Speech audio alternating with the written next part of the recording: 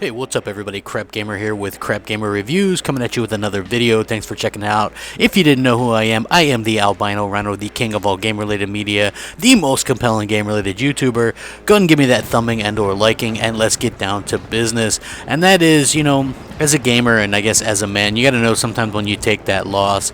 And this is one of those times, I don't really see a lot of other YouTubers out there saying, hey, well, we kind of hyped this up or whatever, and it ended up being complete bullshit. And this is one of those situations where I guess a lot of people still ask me about it. Hey, crap, when are we going to get some DX12 on our update or whatever? As far as I know, developers have it. The first DX12 game was Battlefront on Xbox One.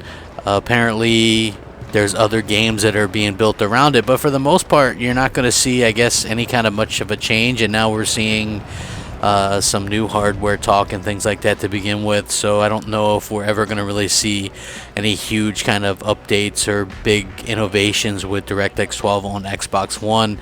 My hope was never like the resolution things. Personally, just wanted to see some first parties take advantage of it and make some really gorgeous looking games. Quantum Break, I think, used it.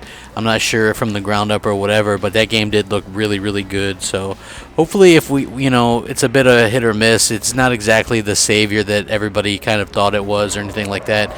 But hopefully, we continue to see some improvement and things like that over the coming months and years, and especially with like the games and things like that. Hopefully, Sea of Thieves or Gears 4. If Gears 4 was a DirectX 12 title, I think that would be absolutely phenomenal. But I think that a lot of us had this type of situation where we envision this to be like a cure-all for pretty much everything, resolution, frames per second, all this stuff. Now the resolution thing, probably not. That just has to do, some of that has to do with the ESRAM and things like that. But the frames per second thing, just running games more stable, I believe that actually could help in the long run.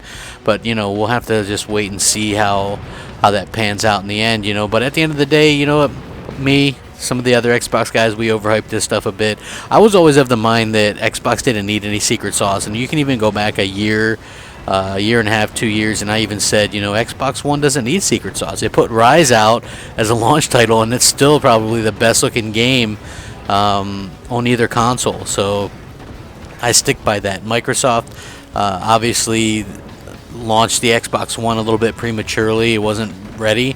But who knows if this stuff would have actually made any kind of difference from launch or not? You know what I mean? They made some mistakes going into this generation, and now they're rectifying them. And who knows what'll happen along the way? But again, I think the Xbox One, and if you're an Xbox One owner, you have every reason to be happy. There's no reason to be upset or think that you have a shitty product. You have a great console that has great games, and you know what I mean? I just think that you should just be able to enjoy that. And I think that maybe the focus on like the DirectX 12, it was good fun here and there, you know what I mean? But at the end of the day, I don't think we're really getting much out of it, at least not anytime soon.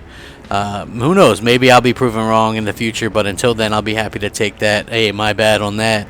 But let me know what you guys think. Are you a little bit disappointed with that whole DirectX 12 stuff? Maybe some of us overhyped it a little bit much or not. I don't know, but we could still see something out of it, but I wouldn't hold my breath as it doing anything really significant for the Xbox One.